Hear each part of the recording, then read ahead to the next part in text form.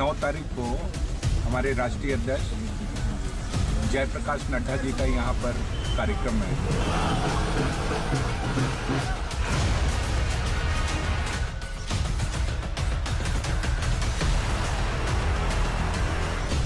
बड़े आवाज से बोलिए भारत माता की। हमारे अध्यक्ष जी हर किसान के घर जा जा के एक मुट्ठी चावल उनके द्वार से लेंगे। ये जो ठंडाई में ये लोग वहाँ पर है, ट्रैक्टर मिছিল कर रहे हैं, उसके बारे में नड्डा जी का क्या बोलना है?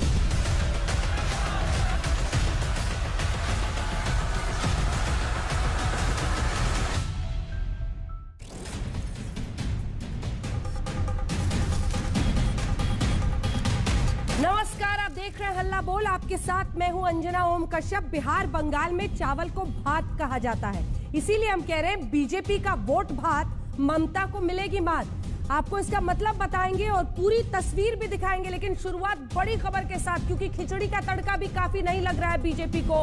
लव जिहाद का मुद्दा बंगाल में बीजेपी ने उछाल दिया है।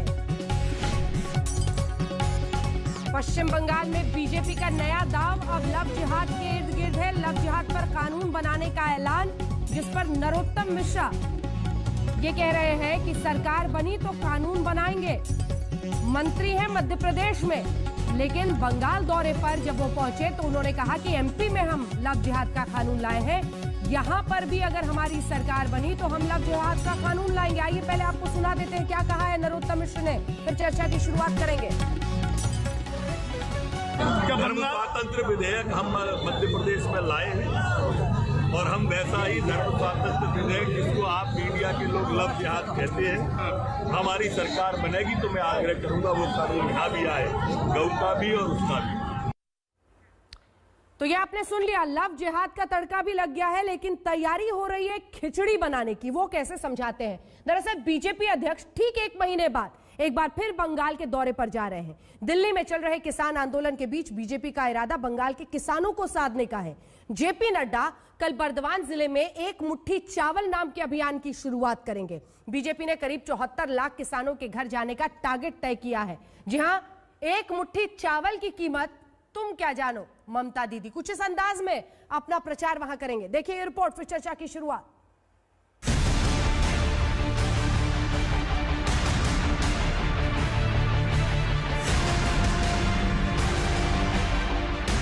दिल्ली में किसानों का आंदोलन जारी है। सरकार की कोशिशें नाकाम नजर आ रही हैं, लेकिन बीजेपी ने पश्चिम बंगाल की सत्ता का रास्ता तय करने के लिए किसानों पर भी नजर टिकाई है।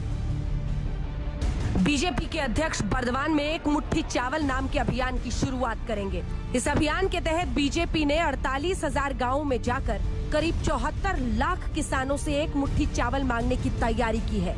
जमा किए गए चावल से अमित शाह के बंगाल दौरे में गरीबों के लिए खिचड़ी तैयार की जाएगी। हमारे अध्यक्ष जी हर किसान के घर जा जा के एक मुट्ठी चावल उनके द्वार से लेंगे और ये पूरे अखिल भारतीय स्तर पे होगा, केवल बंगाल में नहीं। जो हमारे अन्नदाता है उसके घर में जाके हम वहाँ से एक मुट्ठी चावल लेना। वो आ सकते हैं, बोल सकते हैं, this is a democratic state, they can come, but हम जो बोलना चाहते हैं ये है कि वो अपने किसानों को देख रहे हैं क्या करेंगे, वो दिल्ली को देख रहे हैं क्या? ये जो ठंडाई में ये लोग वहाँ पर है, ट्रैक्टर मिছিল कर रहे हैं, उसके बारे में नड्डा जी का क्या बोलना है? बीजेपी इस पूरे महीने पश्चिम बंगाल में कृषक सुरक्षा नाम से अभियान चलाएगी। बर्दवान से शुरू होकर यह अभियान 23 जिलों में पहुंचेगा। अभियान के लिए बहरहाल जेपी नड्डा का पश्चिम बंगाल दौरा उस दौरे के ठीक 1 महीने बाद हो रहा है, जब कोलकाता में बीजेपी अध्यक्ष की गाड़ी पर हमला हुआ था। लिहाजा दौरे से पहले पार्टी एक बार फिर सुरक्षा का मुद्दा उठा रही है। सरकार की जवाबदारी है कि वो सुरक्षा प्रदान करें हमारे राष्ट्रीय अध्यक्ष को, तो हमारे कार्यकर्ता ही वहाँ पर रहेंगे और हमारे अध्यक्ष की रक्षा हम खुद भी करेंगे। इस बीच टीएमसी की मुश्किलें लगातार बढ़ रही हैं। पार्टी के दिग्गज ममता बनर्जी का साथ छोड़ रहे हैं। 3 दिनों पहले सूबे के मंत्री लक्ष्मी रतन शुक्ला ने इस्तीफा दिया है। फॉर टाइम बीइंग हम अभी पॉलिटिक्स नहीं करेंगे। और रीजन जो है हमको लगता है कि कुछ रीजन है जो वो खुद के अंदर रहना भी बहुत जरूरी है। So I am not the person कि हम खेल के आए हैं, खेल के बड़े हुए हैं। सो हम खेल को खेल के तरीके लेना चाहते हैं, हम खेल को रास्ते में लेके नहीं जाना चाहते। टीएमसी के नेता अब खुलेआम ममता बनर्जी के खिलाफ बोल रहे हैं। देखिए, मुझे इरिटेट करेंगे या लक्ष्मी रतन जी को करेंगे, वो दुखी होके चले गए, हाँ, और भी 4 आदमी चले जाएंगे, वो बड़ी बात नहीं, और नए आदमी आएंगे। लेकिन क्या है बोली तो पार्टी तो खोखला होते जा रही है ना। ये जो डीमक की तरह वो लोग जो काम कर रहे हैं, वो काम करते हुए पार्टी नीचे से वो खोखला कर रहे हैं और बैकस्टैब कर रहे हैं। These are all silent killers. TMC की बढ़ती मुश्किलों के बीच बीजेपी ने ऐलान कर दिया है कि अब की चुनाव में दीदी की पार्टी का वजूद खत्म हो जाएगा।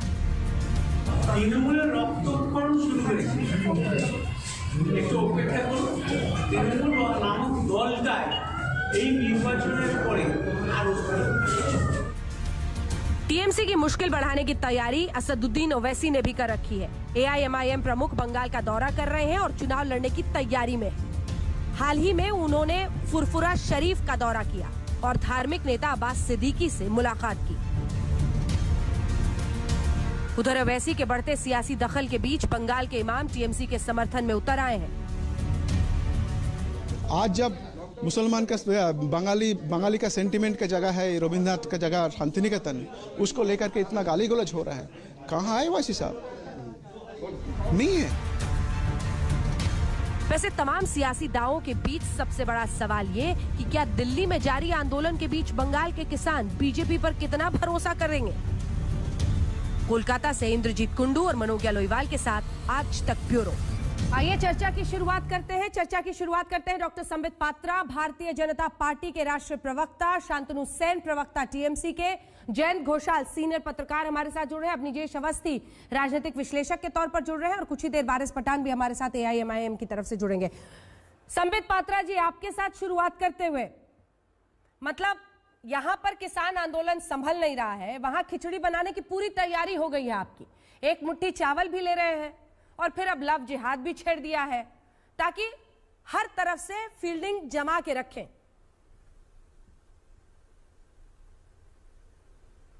अंजना जी, गत वर्ष 25 डिसेम्बरे माननीय प्रधानमंत्री श्री नरेंद्र मोदी कृषकेर जन्य 18,000 कोटी टाका 9 कोटी कृषकेर जन्य पठाइछेन। किंतु एटा कोई बात नहीं है, मगर हमारे बंगाल के लोग भी सुने नहीं, इसमें क्या बात है। किंतु एटा कत दुर्भाग्यर विषय, पश्चिम बंगेर 70 लक्ष कृषकों এই সুযোগ থেকে वंचित हेलेन। ये जो 70 लाख कृषक हैं बंगाल के अंदर, जो 70 लाख किसान हैं, आप बताइए जब 25 दिसंबर को हमारे माननीय प्रधानमंत्री नरेंद्र मोदी जी ने 18,000 करोड़ रुपए एक बटन दबा करके 9 करोड़ कृषकों के घर भेजा डायरेक्ट बेनिफिट ट्रांसफर के माध्यम से, उससे ये 70 लाख किसानों को बंगाल में वंचित क्यों रखा गया? ये असल मुद्दा है। ये वाकई इतना बड़ा विषय है कि आप आज किसी से भी पूछिए जो कृषक है बंगाल के अंदर, वो बताएगा कि ये सरकार किस प्रकार से उनको उनके लाभों से वंचित रख रही है। दूसरी बात है, देखिए यहां पर बड़े लोग बैठे हुए हैं, आप इनसे पूछिए। जहां तक अम्फान का विषय है, कृषकों का विषय है, आज एक उदासीनता ममता बनर्जी के ऊपर छा चुका है। अम्फान को लेकर जिस प्रकार से 2700 करोड़ रुपए का घोटाला किया है, पूरा विषय सुप्रीम कोर्ट में गया, सुप्रीम कोर्ट ने सीएजी ऑडिट के लिए बोल दिया है। और आप जानते हैं, आपने अभी बताया कि हम लोग भात कहते हैं चावल को, वहां चावल भी कहा जाता है, चावल को चाल कहा जाता है, पकने के बाद भात बनता है। वहां पर आज ममता सरकार को चाल चोर सरकार, त्रिपाल चोर सरकार बोला जा रहा है। चाल चोर मतलब अम्फान के समय जो चावल आया था वो चावल गरीबों तक नहीं पहुंचा, इसलिए चाल चोर सरकार ये लोग कह रही हैं। और जो तिरपाल आता है, जब साइक्लोन होता है, तूफान होती है, तो केंद्र सरकार तिरपाल भेजती है ताकि आप अपने सर को ढक सके, तिरपाल के नीचे रह सके। तो एक तिरपाल चोर सरकार, ये आज गली गली में आवाज गूंज रही है कि ये चाल चोर सरकार, ये त्रिपाल चोर सरकार आमाके चाहिए ना। हम लोगों को ये चाल चोर सरकार और त्रिपाल चोर सरकार नहीं चाहिए, ये आज बंगाल की जनता कह रही है। और अंतिम बात मैं कहना चाहता हूं, आप देखिए, एक मुट्ठी चावल से लेकर लव जिहाद हमारी फील्डिंग तो बिल्कुल जीत की फील्डिंग है। चुनाव से पहले नहीं, अब की बार 200 पार, अब की बार 200 पार। ये फील्डिंग जो आप बता रही हैं कि कैसी फील्डिंग है, देखिए हम तो बैटिंग कर रहे हैं इस बार। फील्डिंग तो ममता जी करने की कोशिश कर रही हैं, मगर कुछ नहीं होने वाला है उनकी फील्डिंग से। आप देखिएगा अब की बार 200 पार होगा और किस प्रकार से हम आगे बढ़ेंगे ये आप सब देखिएगा। अब की बार 200 पार ये अमित शाह जी ने भी कहा है, नड्डा जी ने भी पिछली बार किया था और कहा था। देखिए अंजना जी, जीत हमारी होने वाली है और इसका सबसे बड़ा जो साइंटिफिक कारण है यही है कि 2014 में 17% हमारा वोट परसेंटेज था बीजेपी का। 2016 में इससे पहले जो असेंबली इलेक्शन था उसमें मात्र 10% वोट शेयर बीजेपी का था। 2019 के लोकसभा इलेक्शन में जिसमें हम 18 सीट लेके आए हैं, हाँ। उसमें हमें 40 से अधिक वोट प्रतिशत मिला था। यह अपने आप में इतिहास में सबसे बड़ा जंप माना जाता है और यह जंप इसलिए हुआ है क्योंकि हम सही बैटिंग कर रहे हैं। अब वो फील्डिंग करें। फील्डिंग कैसे करिएगा शांतनु सेन साहब? खिचड़ी बनाने की तैयारी है पूरी। 74 लाख किसान घर में जाने का इनका दावा है, जहां से कह रहे हैं एक एक मुट्ठी चावल लेंगे, फिर खिचड़ी बनाकर कम्युनिटी जो गरीब लोग हैं उनको खिलाएंगे। सवाल तो ये है सर कि आपकी खिचड़ी का स्वाद तो बिगड़ रहा है, दूसरी तरफ जो नेता छोड़ के जाता है 4 बात सुना कर जाता है। बात यह है कि संबित पात्रा जी जिस पार्टी को यहाँ पर रिप्रेजेंट कर रहा है, हाँ। उस पार्टी में अनफॉर्चुनेटली एक चाय बेचने वाला अभी देश को बेचने में लगे हुए हैं। तो उनका रिप्रेजेंटेटिव से तो ऐसे ही बात हमको सुनने में मिलेगा। जो एक मुट्ठी चाल के लिए जेपी नड्डा साहब बंगाल में आ रहा है, उस एक मुट्ठी चाल से उसका अपना खाना भी पकता है। वो खाना पकाने वाला किसान लोग दिल्ली में मर रहा है। पूरा देश में अगर किसानों का हल अच्छा हुआ होता तो टोटल सुसाइड का 7% किसानों का नहीं हुआ होता।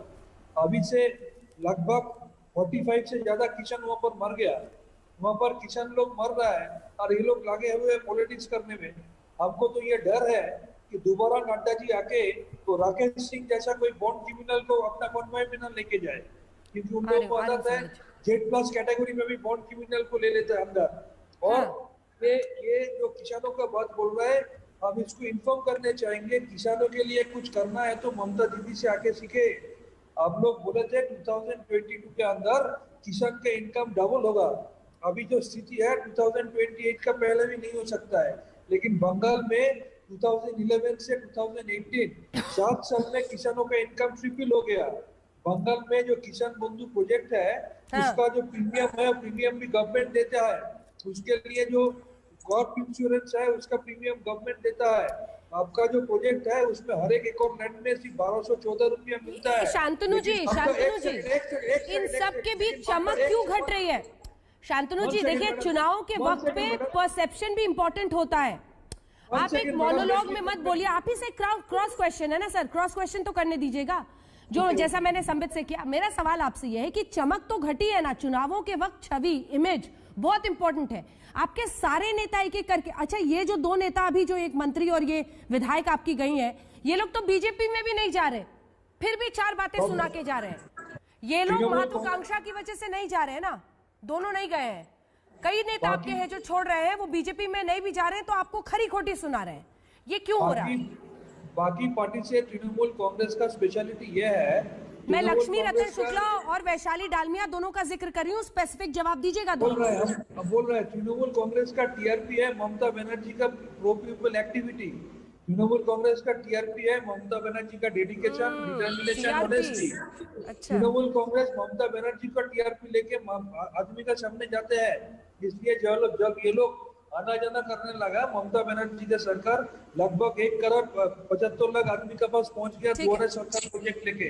हम लोग प्रो पीपल एक्टिविटीज में बिजी रहता है। ममता दीदी की टीआरपी है, आप तोड़ते रहिए जिन जिन को तोड़ना है। डॉक्टर संबित पात्रा। अरे अंजना जी ममता जी का अब टीआरपी नहीं रह गया, ममता जी का अब टीटीटी हो गया है। टीटीटी मतलब तोलाबाजी, तुष्टीकरण और तानाशाही। तोलाबाजी, तुष्टीकरण, तानाशाही, टीआरपी नहीं, टीटीटी। और ये टीटीटी के माध्यम से जीतने वाले नहीं है।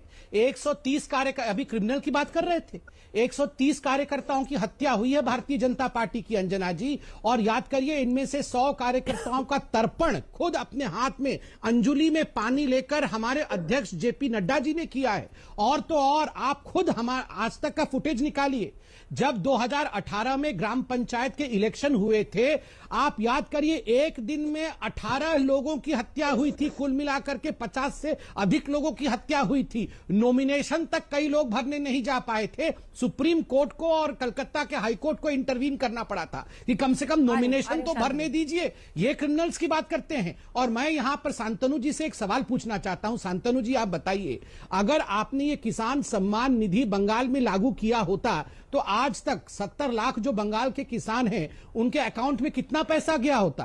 ठीक है, छोटा सा जवाब शांतनु जी। 14,000 रुपए, अर्थात 19,000 करोड़ रुपीस का लॉस किया है इन्होंने अपने स्टेट के लिए। शांतनु जी, जल्दी से छोटा सा जवाब, फिर अन्य मेहमानों के पास जाऊंगी। नहीं, हम बोलेंगे पंचायत इलेक्शन में बंगाल में सबका नॉमिनेशन फाइल करने के लिए सुविधा मिलता है, बीडीओ एसडीओ उनको कोऑपरेट करता है। अब त्रिपुरा में झांक के देखिए कितना परसेंट सीट में अनकॉन्टेस्टेड। शांतनु जी, उस दौरान कितनी हत्याएं हुई थी? कितना परसेंट को अनकॉन्टेस्टेड? उस दौरान कितने मर्डर्स हुए थे, कितनी हत्याएं हुई थी? आप सांसद हैं रूलिंग पार्टी के, आप डेटा बताइए। ममता बनर्जी 2011 में चीफ मिनिस्टर होने के बाद पिछले 10 साल में सबसे ज्यादा पॉलिटिकल मर्डर में विक्टिम हुआ है तृणमूल कांग्रेस का वर्कर। हम आपको डाटा देके बोल देंगे। पहले सीपीएम का हाथ में मर्डर हुआ था, अभी इन लोगों का हाथ में मर्डर हो रहा है। पॉलिटिकल मर्डर में सबसे ज्यादा विक्टिम हुआ तृणमूल कांग्रेस का वर्कर। और रही बात किसानों का, 70 लाख में ममता बनर्जी 74 लाख को ये प्रोजेक्शन दे रही है। और आप लोग जो दे रहे हैं उसको वो सबका पास नहीं जा पा रहा है। इसके बावजूद भी ममता बनर्जी का प्रोजेक्ट को आपको ये सीखना चाहिए बंगाल में। एक लाइन का जवाब संबित जी, अब अन्य मेहमानों के पास जाऊंगी। एक लाइन का, वो कह रहे हैं टीएमसी के ज्यादा लोग मरे हैं। नहीं, ये बोल रहे हैं कि सबसे ज्यादा जो है, नहीं तो फिर मतलब ये खुद मान रहे हैं कि कानून की व्यवस्था बहुत खराब है, हर दिन मर्डर हो रही है, ये तो मान गए ना। अब कौन किसके ज्यादा मरे हैं वो तो आप भी जानती हैं, मगर लोग मर रहे हैं हर दिन। मतलब यहाँ सांसद बैठ के खुद कह रहे हैं कि हाँ रोज मर्डर हो रहा है और हमारे लोग मारे जा रहे हैं। मतलब खुद मान रहे हैं कि कानून व्यवस्था की धज्जियां उड़ी हुई है। अब पूछिए इनसे। 50 साल का मैं यूपी में क्यों झांकूं? नहीं, मैं यूपी में क्यों झांकूं? मतलब आप सब जगह से कंपेयर करते रहेंगे और आपकी व्यवस्था खराब रहेगी, ये क्या मजाक है? मैं त्रिपुरा में झांकूं, मैं यूपी में झांकूं और बंगाल के विषय में बात ही नहीं करूं? এটা চালবে না শান্তনুদা, नहीं शांतनुदा, এটা चालबे ना। यहाँ झांको वहाँ झांको, बंगाल में मत झांको, ये अच्छी बात नहीं है। वारिस पठान जी, आपका तो एक ही चलबे, एकदम चलबे ना, एकदम चलबे ना, एकदम चलबे ना। এখানে দেখো বঙ্গাল থেকে দেখো না, এটা চলবে না। তো ধাইগিরি মিথ্যা বললে চলিব না, মিথ্যা বললে চলিব না। ভাইগিরি কি দাদাগিরি? আপনি তো দাদাগিরি করছেন। না দাদাগিরি করছেন আপনি দাদাগিরি করছেন।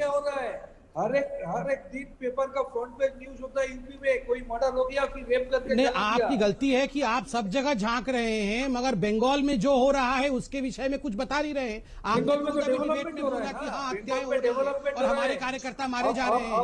क्यों हत्या हो रही है? क्यों हत्या हो रही है? नजर आएगा न्यूज़पेपर का पन्ना में बंगाल का डेवलपमेंट नजर आएगा। कौन सा डेवलपमेंट बंगाल वारिस पठान जी, हो गया 1 सेकंड, बाकी अन्य मेहमानों को लाते हैं। वारिस पठान जी, लेकिन आपका तो एक ही चीज चौलबे कि किस तरह से मुस्लिम मतदाता को अपनी तरफ करना है, और जाहिर तौर पर इसका नुकसान टीएमसी को सीधा होगा। नहीं अंजना जी, देखिए बिल्कुल हम लोग डेमोक्रेसी में रहते हैं, संविधान को मानते हैं और संविधान ने हमको भी अधिकार दिया है कि हम चुनाव जाके लड़े पूरे देश भर में। हम बिहार में लड़े, वेस्ट बंगाल भी जाएंगे, चुनाव लड़ेंगे। अभी हमारी पार्टी के मुखिया असदुद्दीन ओवैसी साहब गए थे फुरफुरा शरीफ, वहाँ अब्बास सिद्दीकी साहब से मुलाकात हुई और आगे चुनाव की जो रणनीति है उसके ऊपर बहस होगी, बात होगी, आगे करेंगे काम। मगर यहाँ पर खलबली मच गई है। अब देखने वाली बात आपके मनलायक मुद्दा छेड़ दिया है बीजेपी ने, डॉक्टर पात्रा की पार्टी ने, लव जिहाद। देखिए हम लोग ने जो अभी लास्ट लोकसभा चुनाव हुआ था अंजना जी, उसमें तो हम चुनाव नहीं लड़े, फिर भी भाजपा 18 सीटें जीत गई। या ममता जी खुद भी अनाप शनाप बातें हमारे बारे में कर रही है, वो तो चलो फ्रस्ट्रेशन है उनका, लेकिन हमारे जाने से ही इनको नुकसान होगा ऐसे किसने बता दिया, बताइए मुझको। आज ममता दीदी के इतने सारे सांसद और लीडर चले गए बीजेपी में, जो सेक्युलरिज्म के नाम पे वोट लिए और चले गए, क्योंकि हमारी वजह से गए। हम तो वहां पे नहीं चुनाव लड़े, वो लोग सबने वोट लिया और चले गए। और आज जब हम वहां पे आ रहे हैं चुनाव लड़ने के लिए, काफी सारे लोगों के फोन आ रहे हैं कि आप लड़िए, तो कुछ ना कुछ वहां पे देखा गया ना, हमारे पास इंपेरिकल डाटा है जो बताता है कि वेस्ट बंगाल का जो माइनॉरिटी तबका है, आज भी पिछड़ा हुआ वर्ग है, हम क्यों नहीं चुनाव लड़े? और क्या इनके बोलने से हम रुक जाएंगे? ये आएंगे वोट काटेंगे? वो तो बिहार में देख लिया, डाटा है सबके सामने कि हमारी तरफ से किसी के वोट कटते नहीं है। हमको जो लोग पसंद करते हैं हमको वोट देते हैं, क्योंकि हमारा काम ही हमारी पहचान है। देखिए अंजना जी, मैं कहा था, आज भी बता रहा हूँ कि आप हमारा काम देखिए ना, जो हमने हॉस्पिटल्स बनाए, स्कूल बनाए, पब्लिक के लिए जो काम करते हैं ना। शांतनु जी, जवाब दीजिए वारिस पठान का। आप तो बीजेपी वालों को ही बाहरी कह रहे हैं, जिनकी एक लंबी वहां पर इतिहास है, उनका लंबा इतिहास है, तो फिर जो हैदराबाद वाले आ रहे हैं चुनाव लड़ने के लिए, ये आपके लिए क्या हो जाएंगे? अगर सचमुच ये माइनॉरिटी का डेवलपमेंट की लिए आ रहा है, तो 2021 में असेंबली इलेक्शन का पहले क्यों, एक साल पहले क्यों नहीं आया? नंबर 1। नंबर 2, बंगाल का जो माइनॉरिटीज है, उन्होंने देखा है 34 साल का सीपीएम का राज का टाइम में जस्टिस सचार का जो रिपोर्ट निकला था, उसमें दिखाया गया था माइनॉरिटी का हाल क्या है। अभी माइनॉरिटी का डेवलपमेंट ममता बनर्जी जी किस तरीके से किया है, ये सबको पता चल रहा है। और हम बोलना चाहेंगे, बिहार का इलेक्शन का रिजल्ट को आप झांक के देखिए, आपको अच्छी तरह पता चल जाएगा कि ये माइनॉरिटी का डेवलपमेंट के लिए आ रहा है, बीजेपी को फायदा देने के लिए आ रहा है। आप माइनॉरिटी के डेवलपमेंट के लिए नहीं, बीजेपी के फायदे के लिए आ रहे हैं। छोटा सा जवाब, फिर आ रही हूँ फौरन आपके पास। अपनी लोकसभा चुनाव नहीं लड़े तो भाजपा क्यों सीट जीत गई, बताइए? चलो जवाब दीजिए। हम तो नहीं लड़े ना। तुम्हारी नाकामियों का ढेकड़ा भी हमारे सर पे डाल दोगे क्या? आपको पब्लिक ने रिजेक्ट कर दिया तो हमारा क्या लेना देना है उससे, बताइए। अरे आप लोगों ने काम नहीं किया सर, बीजेपी जीता किया नहीं जीता ना, आप काम भी नहीं करेंगे और हम पे काम लगाएंगे, ये तो गलत बात है। आपके इतने सारे लीडर चले गए बीजेपी के अंदर हमारी वजह से, और सेक्शन कमेटी का रिपोर्ट सुनिए, आप दोनों तू मैं करते रहिए। लेकिन शांतनु जी, 18 सीटें जब लोकसभा में बीजेपी जीती थी तब AIMIM नहीं था, और दूसरी तरफ AIMIM जब चुनाव बिहार में लड़ रही थी तब वारिस पठान साहब NDA की जीत हो गई ना? नहीं, वो तो गलत है। आप देखिए ना, डेटा है हमारे पास अंजना जी, हम 20 जगह के ऊपर लड़े। हम तो सिर्फ 20 जगह पे जीते, जिसमें से हमारे 5 कैंडिडेट जीते। हमने हमारी 5 जगह पर हिंदू भाई बहनों को भी टिकट दिया था, मगर हम जीते, उसमें कोई फर्क नहीं पड़ा इनको। अब ये हारते अगर इनकी नाकामियों की वजह से, तो उसमें हमारा क्या दोष है? ये तो दोषी किसको भी ठहराएंगे? अरे खुद के गिरेबान में झांकिए ना साहब, मिस्टेक कहाँ है? आपको अपने अंदर देखना पड़ेगा कि आपकी क्या मिस्टेक है, उसके बाद उस पर इल्जाम लगाइए। फायदा दिया, बोलिए। अब निजेश जी, और कितने सीट पे जी अब निजेश जी, एक मुट्ठी चावल पर भी पूरा भरोसा नहीं है क्या? अब लव जिहाद छेड़ना पड़ा है वहाँ, लव जिहाद का मुद्दा। ऐसा अंजना जी नरोत्तम मिश्रा मध्य प्रदेश के गृह मंत्री, हाँ, जब उनसे अगर ये पूछा जाए कि आपने अपने राज्य में बना लिया, क्या इस राज्य में भी बनाएंगे, तो उनका स्वाभाविक उत्तर क्या होना चाहिए? स्वाभाविक उत्तर होगा कि यहाँ क्या ये समस्या सिर्फ मध्य प्रदेश की नहीं है, अगर ये समस्या यहाँ पर आएगी तो यहाँ भी बनेगा। ये तो बिल्कुल स्वाभाविक उत्तर है इसमें। क्या आपको मध्य प्रदेश की चिंता है? बंगाल में आप प्रचार करने आए, आपको बंगाल की चिंता नहीं है क्या? तो सीधा स्वाभाविक उत्तर था कि हाँ, निश्चित रूप से अगर कोई भी व्यक्ति, और उन्होंने कहा लव जिहाद नहीं, उन्होंने कहा मीडिया वाले कहते हैं ये धर्म स्वातंत्र बिल है, इस धर्म स्वातंत्र बिल के तहत कोई भी व्यक्ति, किसी भी धर्म का व्यक्ति अगर अपना धर्म और संप्रदाय, अपनी जात छुपा करके, अपना धर्म छुपा करके, झूठ बोल करके अगर किसी से विवाह करता है तो वो धोखेबाज कहलाएगा और उस धोखेबाज के खिलाफ कानून आएगा। ये है, इसमें कहीं किसी तरीके की कोई कोताही नहीं है, किसी तरीके की कहीं भी कोई भ्रम की स्थिति नहीं है। महत्वपूर्ण बात यह है कि एक मुट्ठी चावल का जो आपने मुद्दा उठाया, आप एक बात बोलिए ना, समझिए ना, क्या अगर पश्चिम बंगाल के एक एक किसान तक पहुंचना क्या जरूरी नहीं? क्या उन तक ये जानना, उनको ये जानना जरूरी नहीं कि केंद्र सरकार आपके लिए इतनी योजनाएं लाती है और आपको उसका लाभ नहीं मिलता? ये संघ चरित्र है क्या? ये देश का संवैधानिक का संघीय चरित्र की केंद्र की योजनाएं, अगर मेरी सरकार और केंद्र की सरकार एक नहीं है तो मैं उस योजनाओं का लाभ अपने राज्य में नहीं लेने दूंगा। ये तो राज्यपाल बार बार वहां पर बताते ही रहे। एक ब्रेक के लिए हम रुक रहे हैं, ब्रेक के बाद आएंगे। जयंत, आपके पास भी आऊंगी। क्या ये जो किसानों के घर जाकर एक मुट्ठी चावल लेने का रास्ता है, किसानों की नाराजगी को संभालने का एक तरीका है? और फिर क्या लव जिहाद के मुद्दे पर आइए चर्चा को फिर नए सिरे से आगे लिए चलते हैं। सभी खास मेहमान हमारे साथ बने हुए हैं जिनसे हम चर्चा कर रहे हैं। हमारे साथ डॉक्टर संबित पात्र, शांतनु हुसैन, प्रवक्ता और सांसद टीएमसी के जुड़े हुए हैं। जयंतो घोषाल हमारे साथ है, निजेश अवस्थी जी हमारे साथ है। जयंतो जी, आपके पास आते हुए जरा ये जो किसानों को साधने की कोशिश है कि कहीं ये मुद्दा जो सेंटर में इस तरह से बना है वो वहां पर बड़ा ना हो जाए। 74 लाख किसानों को एक महीने में टारगेट करने की कोशिश, क्या ये रिजल्ट देगा?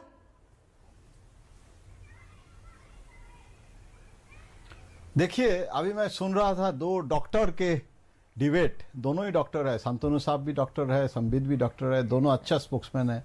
लेकिन चुनाव के पहले किसानों के लिए कहना, और अभी देखिए 10 साल हो गया है ममता बनर्जी के सरकार में, तो अभी सेंटर के तरफ से मैं किसी के स्पोक्समैन नहीं हूं, मैं एकदम न्यूट्रली मेरा जो अनुभव है बता रहा हूं अंजना जी।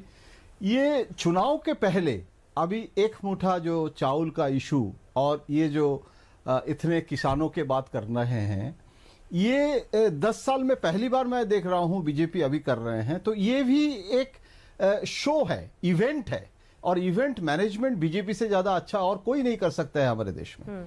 लेकिन मैं ये कहूंगा कि ममता बनर्जी 70% एग्रीकल्चरल वर्कर्स है पश्चिम बंगाल में, और पश्चिम बंगाल में अभी ममता बनर्जी भी कंसिस्टेंटली 6,000 नहीं होता तो 5,000 रुपया जितना ताकत है।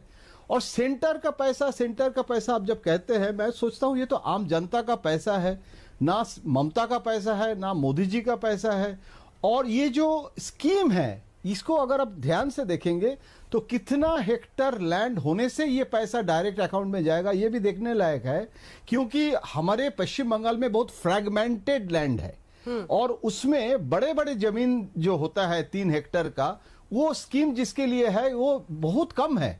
रादर ममता बनर्जी ने 5,000 करके जो स्कीम ऑलरेडी चालू है, अभी चुनाव के पहले नहीं, बहुत साल चालू हुआ है। तो मैं ये कहूंगा कि अभी जैसे टीएमसी उठा रहे हैं ये इशू किसान का दिल्ली में, तो चावल जो लेना है तो ये चावल, ये खिचड़ी तो पंजाब में भी आप बना सकते हैं, अभी ये खिचड़ी तो आप राजस्थान में जाके कर सकते हैं, क्योंकि चुनाव है। इसीलिए दिल्ली में जो किसानों बैठे हैं उसके लिए नहीं, पश्चिम बंगाल के किसानों के लिए आप बोल रहे हैं, अच्छी बात है, चुनाव के लिए बोलना ही पड़ेगा।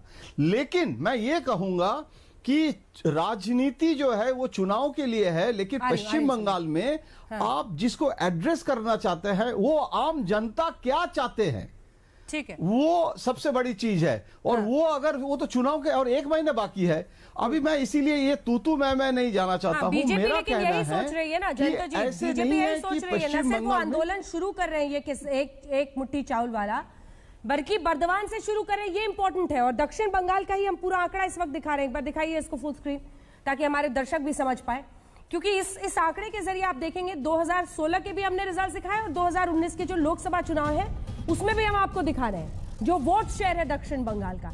इसमें आप देखिए टीएमसी कहां पर है, और दूसरी तरफ जब ये लोकसभा चुनाव होता है तब वो गिरते हैं। और बीजेपी का आप गेन देखिए इस पूरे इलाके में, ट्रिमेंडस 9% से वो 39% पहुंच जाते हैं। और वहीं पे आप देखिए लेफ्ट कैसे गिरता है, और टीएमसी को यह भरोसा है कि वो गढ़ वो बचा लेंगे और सत्ता में वापस आ जाएंगे। अब आप जवाब दीजिए संबित जी, काफी व्याकुल हो रहे थे जब बोल रहे थे जयंत जी, वो कह रहे हैं कि इतने साल से आपको किसानों की याद नहीं आई, अब आई है, इसी पर सवाल खड़े कर रहे हैं वो इवेंट मैनेजर कह रहे हैं। देखिए जयंत दा को मैं बहुत सम्मान करता हूं, वो अच्छे व्यक्ति हैं, इसलिए मैं बहुत तरीके से इनका जवाब दूंगा।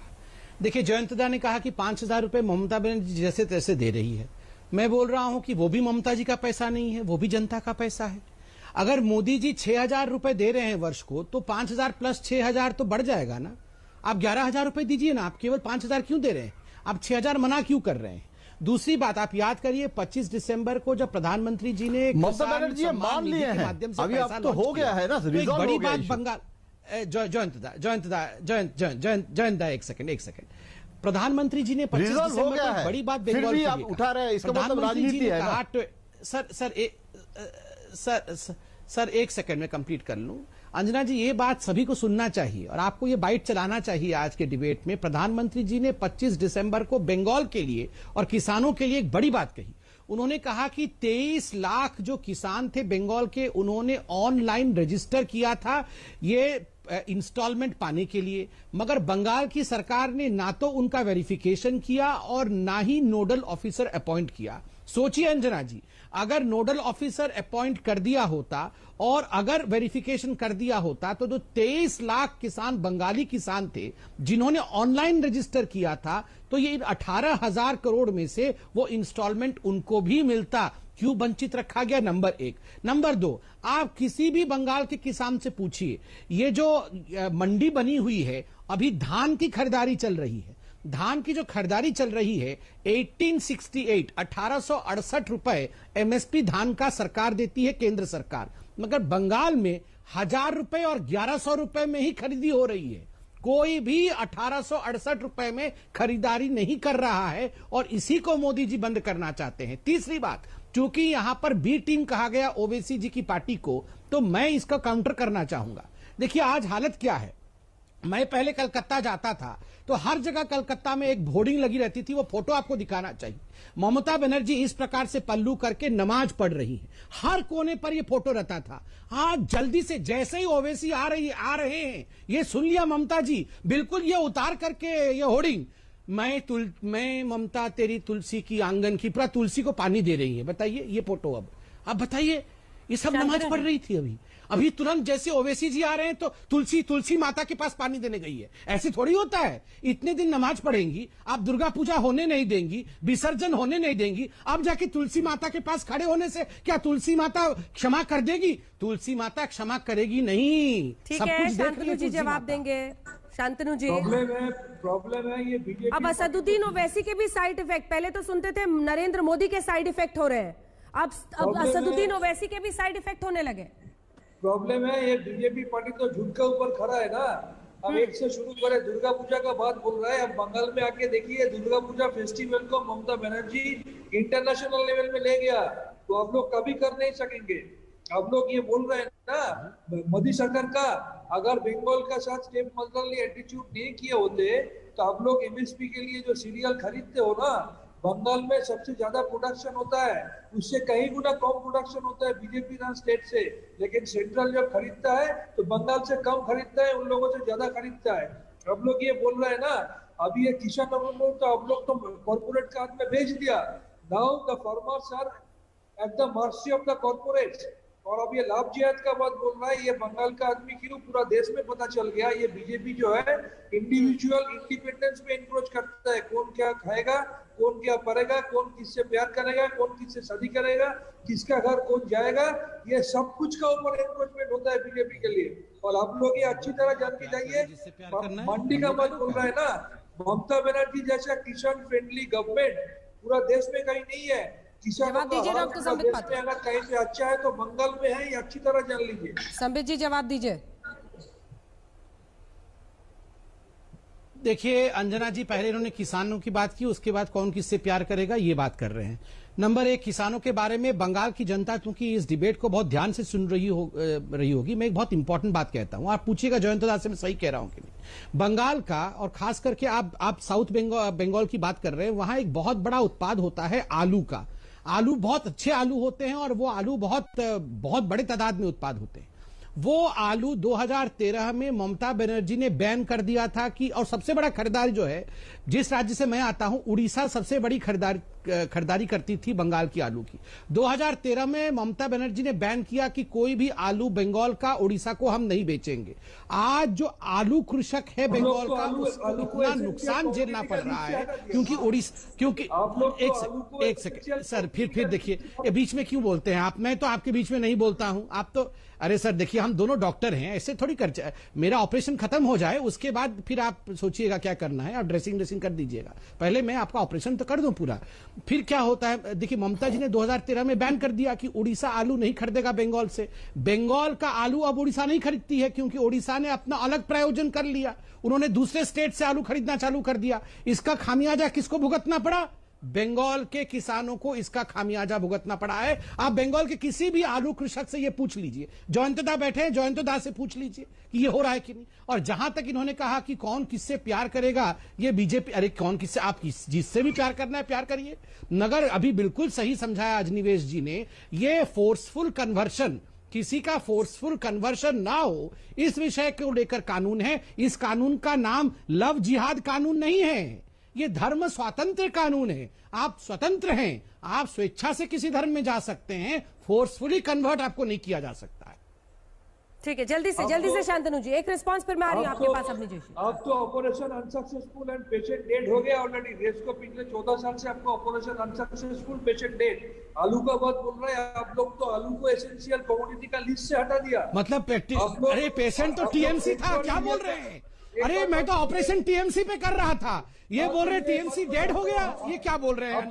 छी नहीं, टीएमसी इज लिविंग, ऐसा मत बोलिए। मैं तो ऑपरेशन टीएमसी पे कर रहा था, मैंने तो बोला कि I am operating on TMC, और ये बोल रहे हैं operation unsuccessful and patient is dead. मतलब वो पीए राम अपनी पार्टी के क्या बोल रहे हैं? ये भी टर्माइट है, ये भी टर्माइट निकले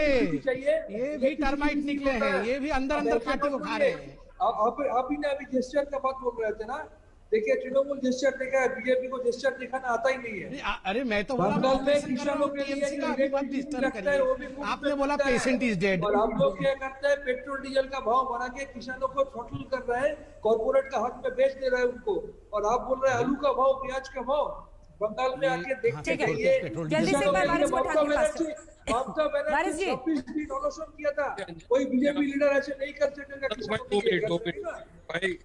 आपने सुनी थी पहले चर्चा असदुद्दीन ओवैसी के साइड इफेक्ट पर हो रही थी। ये 3 चीज की यहाँ पे चर्चा हुई, एक तो किसानों के ऊपर हुई, एक लव जिहाद के ऊपर हुई, और ये बीजेपी टीएमसी कांग्रेस, में तो बोलता हूँ एक ही थाली के चट्टे बट्टे हैं।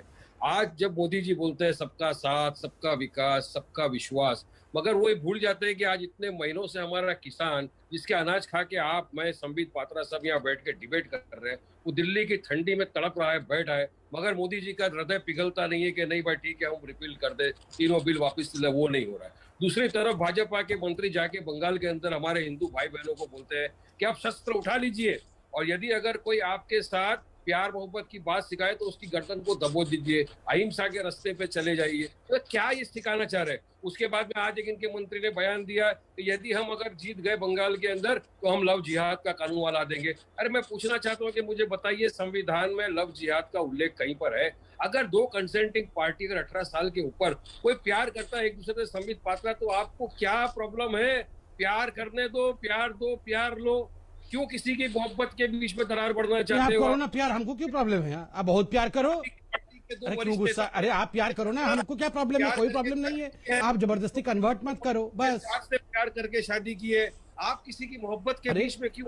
अरे वारिस भाई आप प्यार करो ना, कोई रोक नहीं है प्यार करने पर। वारिस भाई आप क्या सोचते हैं आप प्यार करेंगे तो हम रोक देंगे? बिल्कुल नहीं, आप प्यार करो, मगर किसी को फोर्सफुली कन्वर्ट मत करो। ये तो इलाहाबाद हाईकोर्ट ने भी कहा, ये तो सुप्रीम कोर्ट ने भी कहा, अभी कहा है, 2 महीने पहले ही कहा है सुप्रीम कोर्ट ने, और उससे पहले इलाहाबाद हाईकोर्ट ने ककहा। बताइए 48 लोगों को यूपी ये सब ऐसे बोल रहे हैं जैसे बीजेपी इनको प्यार करने नहीं दे रही है। तोड़ भी दिया है। आप अरे पठान भाई आप सच में बोलो, हमने आपको प्यार करने से रोका है क्या? नहीं, हमने कब आपको प्यार करने से रोका? आप प्यार करो ना, सबसे प्यार करो। हम तो बोल रहे हैं सबसे प्यार करिए, सबका विकास की चिंता करिए, जनता से प्यार करिए, किसान से प्यार करिए, देश से प्यार करिए, भारत माता की जय बोल के भारत माता से माँ की तरफ प्यार करिए। हमने कहाँ रोका है? सब करिए। बारे में आपको क्या कहना है? उन्होंने हमारे हिंदू भाइयों को कह दिया कि आप अस्त्र उठा लीजिए, और अगर कोई आपको अच्छी शिकस्त दे तो उसका गर्दन को दबोच दीजिए। अब ऐसी हिंदू भाइयों को किसने कहा ये अस्त्र उठाकर गला काटने के लिए? ये भाषण तो आप दे रहे थे, आपने कहा था 15 करोड़ वर्सेस 100 करोड़, ये तो हमने नहीं कहा था। हमारे जो युवा आज बेरोजगार हो गए। पठान जी ये भाषण आपका था, 100 करोड़ वर्सेस 15 करोड़, ये भाषण हमारा नहीं था। आपने कहा था 100 करोड़ वर्सेस 15 करोड़। ये अच्छा है।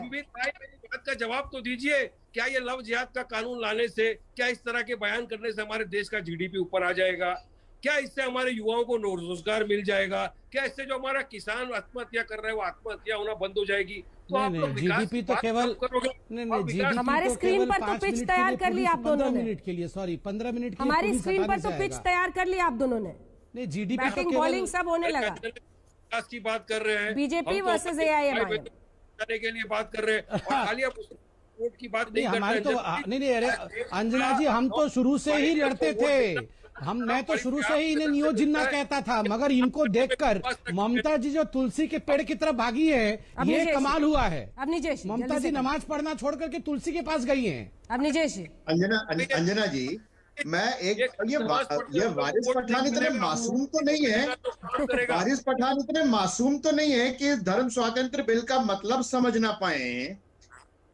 उसमें साफ कहा गया भाई, धोखा दे करके, नाम बदल करके, आप राजू बन करके निकाह करो और बाद में निकलो कुछ और, तो आप वो गलती नहीं है क्या? वो कानून अपराधी नहीं है क्या? वो अपराधी है ना? अपराधी इसमें मोहब्बत का आती है बीच में? मोहब्बत में धोखा होता है? मोहब्बत में धोखा होता है क्या? जयंत दा, 2 लाइन का कंक्लूडिंग रिमार्क। पिच बन रही है क्या वहां पर बीजेपी और एआईएमआईएम की? क्या मुस्लिम्स को सीरियसली? जी ठीक है, बोल लीजिए एक छोटी सी बात बोलिए। जयंत खुशहाल जी ने कहा, मैं उनकी बहुत इज्जत करता हूँ कि बीजेपी राजनीति कर रही है इसमें किसानों को लेकर के। जब ममता बनर्जी कह रही थी कि मैं दूध देने वाली गाय की लात भी सहूंगी, तो वो क्या कीर्तन कर रही थी क्या मंदिर में? जयंत जी जल्दी से 2 लाइन। 10 साल से ममता बनर्जी सिर्फ राजनीति कर रही है, एक संप्रदाय के। नहीं, मैं तो कहता हूँ दोनों राजनीति कर रहे हैं। आप तो सिर्फ एक के बारे में कह रहे हैं, मैं दोनों के बारे में कह रहा हूं। राजनीति तो होगी, उसमें क्या खराब है? करेंगे मैं तो दोनों के बारे में, मेरा कोई पॉलिटिकल पार्टी के बारे में नहीं कह रहा। जैसे आप पत्रकारिता कर रहे हैं वैसे हम राजनीति कर रहे हैं, इसमें क्या बुराई है? चलिए इसी के साथ एक ब्रेक के लिए रुक रहे हैं। बीजेपी का वोट बात उसी से देंगे, ममता बनर्जी को मात। जी हाँ, एक चावल मुट्ठी हर किसान से लेकर लगभग 74 लाख किसानों से एक नए आंदोलन की शुरुआत बंगाल के चुनाव से पहले बीजेपी करती हुई बंगाल में, ताकि किसानों को भी अपनी तरफ किया जाए और साथ ही चुनावी माहौल भी बनाया जाए। इसी पर आप देख रहे थे हल्ला बोल में बहस, देखते रहिए आज। नमस्कार, मैं हूं अंजना ओम कश्यप। हमें उम्मीद है ये वीडियो आपको पसंद आया होगा। लेटेस्ट खबरों के लिए यूं ही देखते रहिए आज तक, और इस वीडियो के पसंद आने पर लाइक, शेयर एंड सब्सक्राइब करना ना भूलें।